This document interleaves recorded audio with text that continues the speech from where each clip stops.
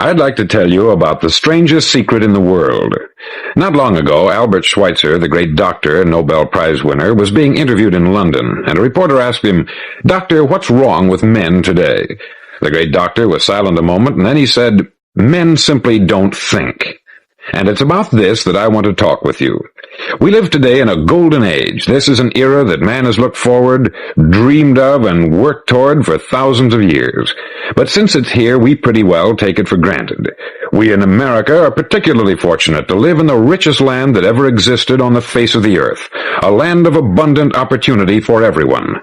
But do you know what happens? Let's take 100 men who start even at the age of 25. Do you have any idea what will happen to those men by the time they're 65?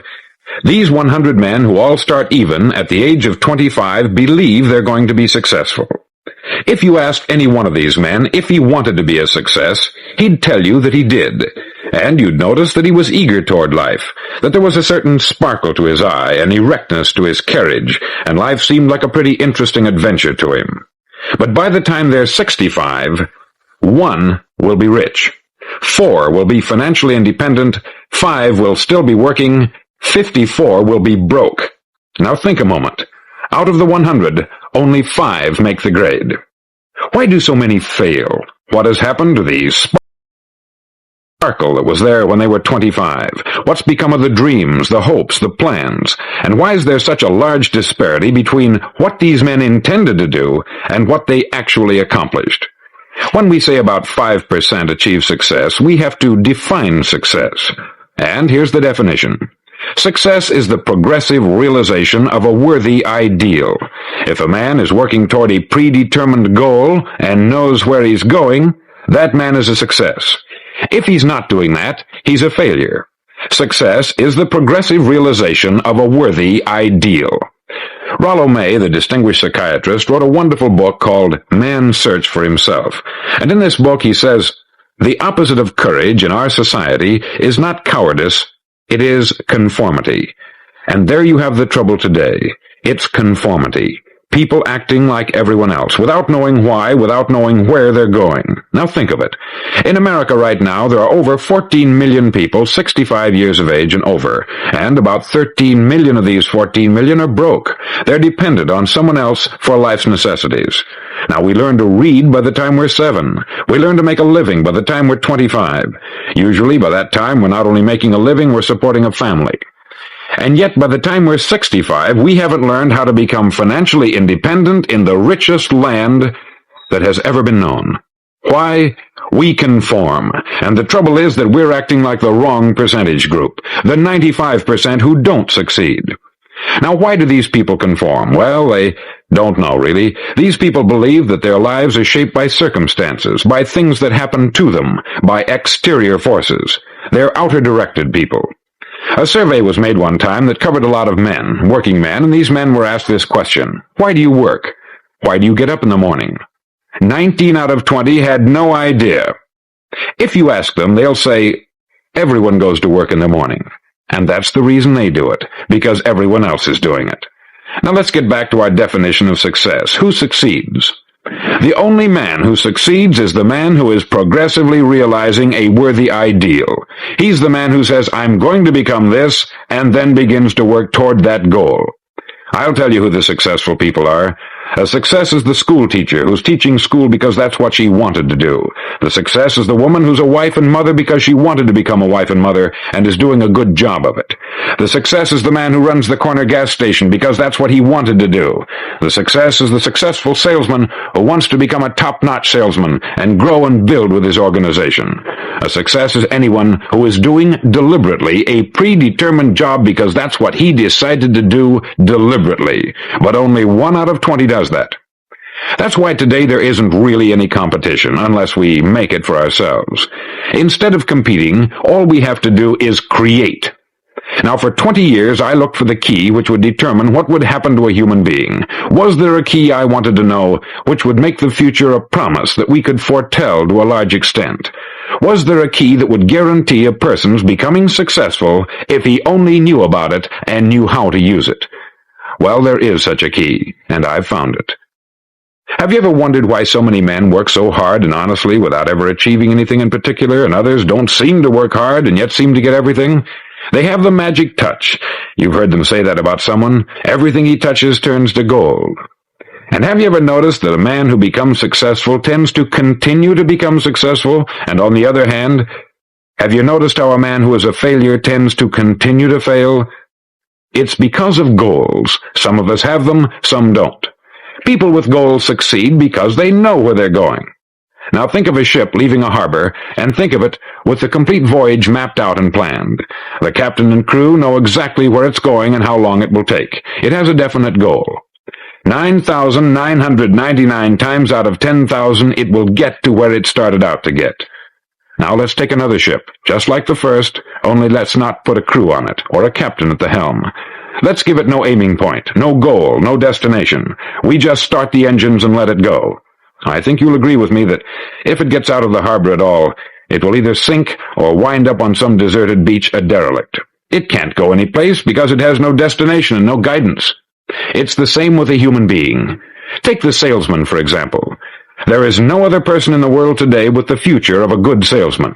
Selling is the world's highest paid profession, if we're good at it, and if we know where we're going.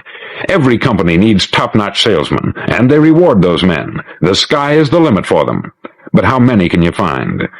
Someone once said, "The human race is fixed, not to prevent the strong from winning, but to prevent the weak from losing." The American economy today can be likened to a convoy in time of war. The entire economy is slowed down to protect its weakest link, just as the convoy had to go at the speed that would permit its slowest vessel to remain in formation. That's why it's so easy to make a living today. It takes no particular brains or talent to make a living and support a family today, so we have a plateau of so-called security, if that's what a person's looking for. But we do have to decide how high above this plateau we want to aim for. Now let's get back to the strangest secret in the world, the story that I wanted to tell you today. Why do men with goals succeed in life, and men without them fail? Well, let me tell you something which, if you really understand it, will alter your life immediately. If you understand completely what I'm going to tell you from this moment on, your life will never be the same again. You'll suddenly find that good luck just seems to be attracted to you. The things you want just seem to fall in line. And from now on, you won't have the problems, the worries, the gnawing lump of anxiety that perhaps you've experienced before.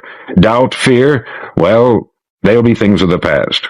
Here's the key to success, and the key to failure. We become what we think about. Now let me say that again. We become what we think about. Throughout all history, the great wise men and teachers, philosophers and prophets have disagreed with one another on many different things. It is only on this one point that they are in complete and unanimous agreement. Listen to what Marcus Aurelius, the great Roman emperor, said. He said, "A man's life is what his thoughts make of it." Disraeli said this, "Everything comes if a man will only wait.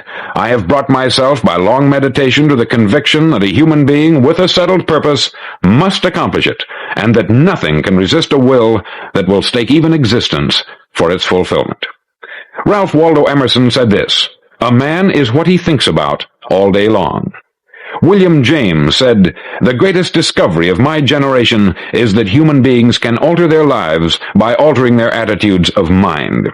And he also said, "We need only in cold blood act as if the thing in question were real, and it will become infallibly real by growing into such a connection with our life that it will become real. It will become so knit with habit and emotion that our interest in it will be those which characterize belief." He also said this, "If you only care enough for a result, you will almost certainly attain it. If you wish to be rich, you will be rich. If you wish to be learned, you will be learned. If you wish to be good, you will be good. Only you must then really wish these things, and wish them exclusively, and not wish at the same time 100 other incompatible things just as strongly." In the Bible you read, in Mark 9:23, "If thou canst believe, all things are possible to him that believeth." Dr. Norman Vincent Peale said this, This is one of the greatest laws in the universe. Fervently do I wish I had discovered it as a very young man. It dawned upon me much later in life, and I've found it to be one of the greatest, if not my greatest discovery, outside of my relationship to God. And the great law, briefly and simply stated, is that if you think in negative terms, you'll get negative results. If you think in positive terms, you will achieve positive results. That is the simple fact, which is at the basis of an astonishing law of prosperity and success. In 3 words, believe and succeed. William Shakespeare put it this way: "Our doubts are traitors, and make us lose the good we oft might win, by fearing to attempt." George Bernard Shaw said, "People are always blaming their circumstances for what they are. I don't believe in circumstances. The people who get on in this world are the people who get up and look for the circumstances they want, and if they can't find them, make them." Well, it's pretty apparent, isn't it? And every person who discovered this for a while believed that he was the first one to work it out. We become what we think about. Now, it stands to reason that a person who's thinking about a concrete and worthwhile goal is going to reach it, because that's what he's thinking about. And we become what we think about. Conversely, the man who has no goal, who doesn't know where he's going, and whose thoughts must therefore be thoughts of confusion and anxiety and fear and worry, becomes what he thinks about. His life becomes one of frustration, fear, anxiety, and worry. And if he thinks about nothing, he becomes nothing. Now, how does it work? Why do we become what we think about? Well, I'll tell you how it works as far as we know. Now, to do this, I want to tell you about a situation that parallels the human mind. Suppose a farmer has some land, and it's good, fertile land. Now, the land gives the farmer a choice. He may plant in that land whatever he chooses. The land doesn't care. It's up to the farmer to make the decision. Now, remember, we're comparing the human mind with the land, because the mind, like the land, doesn't care what you plant in it. It will return what you plant, but it doesn't care what you plant. Now let's say that the farmer has 2 seeds in his hand. One is a seed of corn, the other is nightshade, a deadly poison. He digs 2 little holes in the earth and he plants both seeds, one corn, the other nightshade. He covers up the holes, waters, and takes care of the land, and what will happen? Invariably, the land will return what is planted. As it's written in the Bible, "As ye sow, so shall ye reap." Remember, the land doesn't care. It will return poison in just as wonderful abundance as it will corn. So up come the 2 plants, one corn, one poison. Now, the human mind is far more fertile, far more incredible and mysterious than the land, but it works the same way. It doesn't care what we plant. Success, failure. A concrete worthwhile goal, or confusion, misunderstanding, fear, anxiety, and so on. But what we plant, it will return to us. You see, the human mind is the last great unexplored continent on the earth. It contains riches beyond our wildest dreams. It will return anything we want to plant.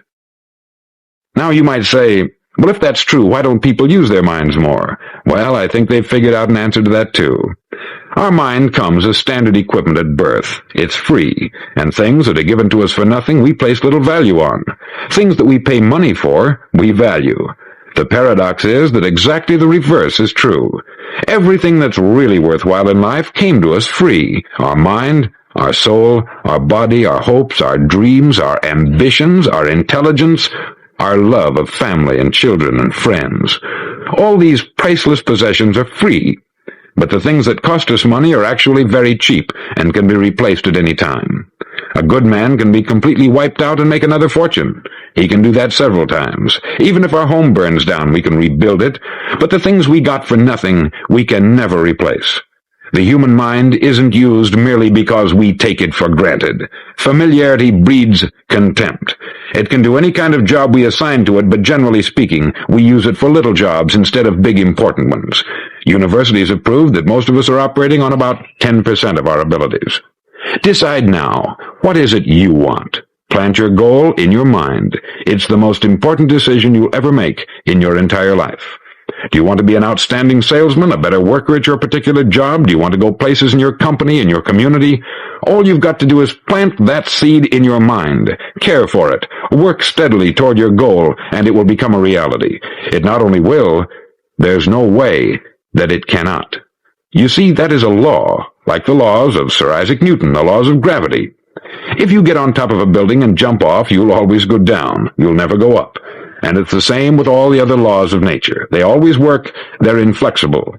Think about your goal in a relaxed, positive way. Picture yourself in your mind's eye as having already achieved this goal. See yourself doing the things you will be doing when you've reached your goal. Ours has been called the phenobarbital age, the age of ulcers and nervous breakdowns. At a time when medical research has raised us to a new plateau of good health and longevity, far too many of us worry ourselves into an early grave trying to cope with things in our own little personal ways, without learning a few great laws that will take care of everything for us. These things we bring on ourselves through our habitual way of thinking. Every one of us is the sum total of his own thoughts. He is where he is, because that is exactly where he really wants to be, whether he'll admit that or not. Each of us must live off the fruit of his thoughts in the future, because what you think today and tomorrow, next month and next year, will mold your life and determine your future. You're guided by your mind. I remember one time I was driving through Arizona and I saw one of those giant earth-moving machines roaring along the road at about 35 miles an hour with what looked like 20 tons of dirt in it, a tremendous, incredible machine, and there was a little man perched way up on top with the wheel in his hands guiding it. And as I drove along, I was struck by the similarity of that machine to the human mind. Just suppose you're sitting at the controls of such a vast source of energy. Are you going to sit back and fold your arms and let it run itself into a ditch? Or are you going to keep both hands firmly on the wheel and control and direct this power to a specific, worthwhile purpose? It's up to you. You're in the driver's seat. You see, the very law that gives us success is a two-edged sword. We must control our thinking. The same rule that can lead a man to a life of success, wealth, happiness, and all the things he's ever dreamed of for himself and his family, that very same law can lead him into the gutter. It's all in how he uses it, for good or for bad. This is the strangest secret in the world. Now, why do I say it's strange, and why do I call it a secret? Actually, it isn't a secret at all. It was first promulgated by some of the earliest wise men, and it appears again and again throughout the Bible. But very few people have learned it, understand it. That's why it's strange, and why, for some equally strange reason, it virtually remains a secret. I believe that you could go out and walk down the main street of your town and ask one man after another what the secret of success is, and you probably wouldn't run into one man in a month who could tell you. Now, this information is enormously valuable to us, if we really understand it and apply it. It's valuable to us not only for our own lives, but the lives of those around us, our family, employees, associates, and friends. Life should be an exciting adventure. It should never be a bore. A man should live fully, be alive. He should be glad to get out of bed in the morning. He should be doing a job he likes to do because he does it well. One time I heard Grove Patterson make a speech, the editor-in-chief of the Toledo Daily Blade, and as he concluded his speech, he said something that I've never forgotten.